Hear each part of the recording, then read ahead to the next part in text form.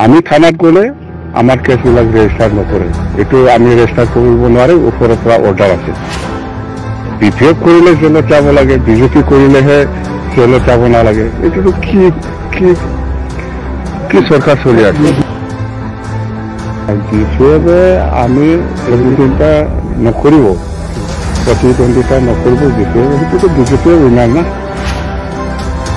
বিধানসভা নিৰ্বাচন আহি আছে। আমি শুনা মতে বিহুৰ আগে আগে হব, যেন হোক এপ্ৰিল মাহৰ ভিতৰত হব। বিহুৰ আগে বা পিছে হব, সেইটোতো সময়মতে নিৰ্বাচনটো হব, মই যিখিনি জানো। আৰু আমি বিপিএফ দল হিসাবে 12টা সমষ্টিত আমি কেন্ডিডেট দিব। 12টা সমষ্টিৰ বাদে যিমান আমাৰ বিপিএফ দলৰ সাপোৰ্টাৰ যিখিনি আছে, সেইটো আমি কাৰ লগত মিলি পেলাই নিৰ্বাচনটো খেলিব, এইটো যেহেতু আমি আজিলৈকে ঠিক ডিসিশনত আহিব পৰা নাই, এই কাৰণে আমি আজি ক'ব নোৱাৰে। গতিকে আমি অতি সোনকালে 3-4 দিনৰ ভিতৰতে কোনটো দলৰ লগত আমি বিপিএফ দলে এলায়েন্স কৰি পেলাই আমি কাম কৰিম, এইটো ঘোষণা কৰিব। গতিকে সময় আছে আৰু 3-4 দিন। নাই নাই, আলোচনা চলি আছে। আমাৰ নতুন দলৰ লগতো আলোচনা চলি আছে। আঞ্চলিক দল, ৰাজ্যৰ দল আৰু জাতীয় পৰিষদ, দুটা দলৰ লগত আমাৰ আলোচনা চলি আছে। মুঠতে আমি সবৰ লগতে মিলি পেলাই কেনেকৈ নেক্সট চৰকাৰটো আমি বনাব পাৰে, সেইটো লাইনত আমি ষ্ট্ৰেটেজিটো বনাই আছে। আমাৰ মততে এই সপ্তাহৰ ভিতৰত বা 3-4 দিনৰ ভিতৰতে আমি ক্লিয়াৰ কৰিম বিপিএফ দলে কোনটো দলৰ লগত এলায়েন্সত থাকিব। কেণ্ডিডেট নিদিব বিপিএফ দলে, অকল এই 12টা সিটত আমি কেণ্ডিডেট দিম।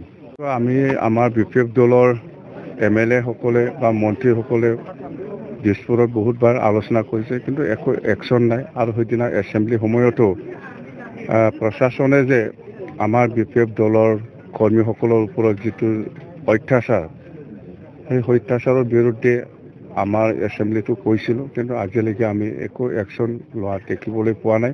তাৰমানে সেই যিটো নিৰ্যাতন, যিটো অত্যাচাৰ, সেইটো কমোৱা নাই, বেছিহে হৈ আছে। মুঠতে বিপিএফ কৰিলে জেলত যাব লাগিব। বিপিএফ নহয়, চৰি হয়, যোনে বিপিএফ হৈ পেলাই কাম কৰিব, ইহঁতে জেলত যাব লাগিব। ইহঁতৰ ঘৰত সম্পত্তিৰ যিখিনি মাটিৰ কাগজ বা বেংক পাছবুক বা তাৰ ভোটাৰ ID বা পেন কাৰ্ড বা যিকোনো ডকুমেণ্ট বহুতৰ মানুহৰ পৰা চেজ কৰি লৈ গৈছে পুলিচে। এইটো কৰিব নালাগিছিল। টোটেলি পলিটিকেল ষড়যন্ত্ৰ। সেইটো বিজেপিয়ে কৰিছে না কোনে কৰিছে মই নাজানো। মুঠতে পুলিচে ঘৰে ঘৰে যাই পেলাই মানুহৰ বেংক পাছবুক বা এনেকুৱা বহুত চেকবুক বা বহুত এনেকুৱা সম্পত্তিৰ মাটিৰ কাগজ চব লৈ পেলাই আহি আছে। এইটোতো কি ধৰণৰ হৈছে মই বুজি পোৱা নাই। কৰিলে এনেকুৱা কৰিব নালাগিছিল। যেনিবা কোনোবা মানুহৰ ঘৰত যাই পেলাই গাড়ী উঠাই লৈ অহা, এইবিলাক লুটপাট চলি আছে। মুঠতে আমি বহুত কমপ্লেইন কৰিছিলোঁ, কিন্তু আমাৰ কমপ্লেইনটো একচেপ্ট নহয়। থানাত গ'লেও কেছটো ৰেজিষ্টাৰ নহয় আমাৰটো, কিন্তু বিজেপিয়ে কৰিলে কেছটো ৰেজিষ্টাৰ্ড হয়। এইটো কি ধৰণৰ হৈছে? আমি থানাত গ'লে আমাৰ কেছবিলাক ৰেজিষ্টাৰ নকৰে। এইটো আমি ৰেজিষ্টাৰ কৰিব নোৱাৰে, ওপৰৰ পৰা অৰ্ডাৰ আছে।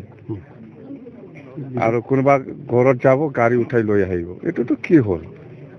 বিপিএফ কৰিলে জেলত যাব লাগে, বিজেপি কৰিলেহে জেলত যাব নালাগে। এইটোতো কি কি কি চৰকাৰ চলি আছে? এইটো চলা নাই। ইয়াত মিলিটাৰী ৰুলহে চলি আছে বুলি মই কৈছোঁ। সেইদিনাও কৈছোঁ মই, ইয়াত গণতন্ত্ৰ চৰকাৰ চলোৱা নাই। আমাৰ BTC অঞ্চলত 4খন জিলাত, বাহিৰত কি হৈছে হোৱা নাই মই নাজানো। মুঠতে আমাৰ 4খন জিলাত গণতন্ত্ৰৰ কোনো কিবাই চলোৱা নাই, চৰকাৰ চলোৱা নাই। ইয়াত মিলিটাৰী ৰুলহে চলি আছে।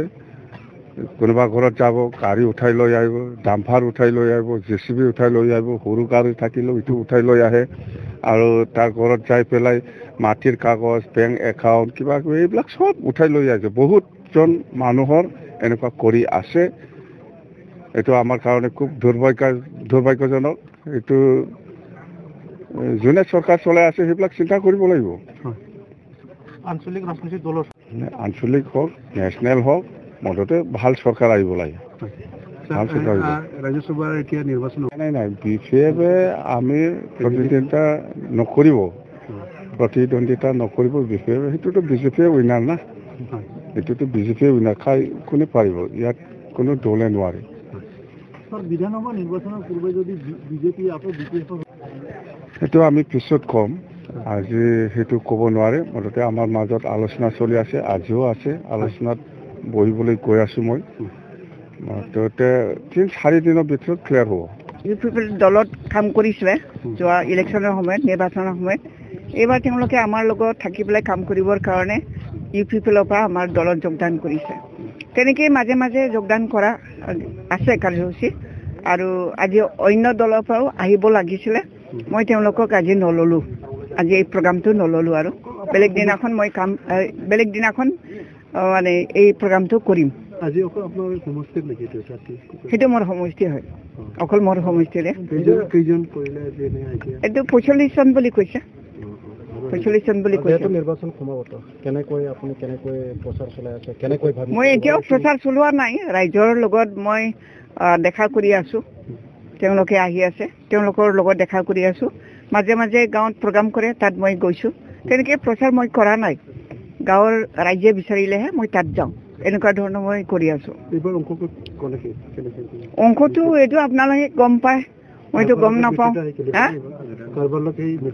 আমাৰ এতিয়ালৈকে কাৰো লগত মিত্ৰতা হোৱা নাই হোৱাৰ সম্ভাৱনা আছে সেইটো মই ক'ম আৰু মই এইটো নকৰোঁ আমি অকলে খেলিব চেষ্টা কৰিছোঁ যদিও মানে বহুত আমাৰ ওচৰত প্ৰস্তাৱ আহিছে গতিকে এই গোটেই প্ৰস্তাৱটো আমি নাকচ কৰিব নোৱাৰোঁ কাৰণ আমাকো তেওঁলোকক লাগিব আৰু তেওঁলোকক আমাকো লাগিব পাৰে সেই গতিকে কোনো এটা সংগঠনৰ লগত আমাৰ হ'ব পাৰে সম্ভাৱনা আছে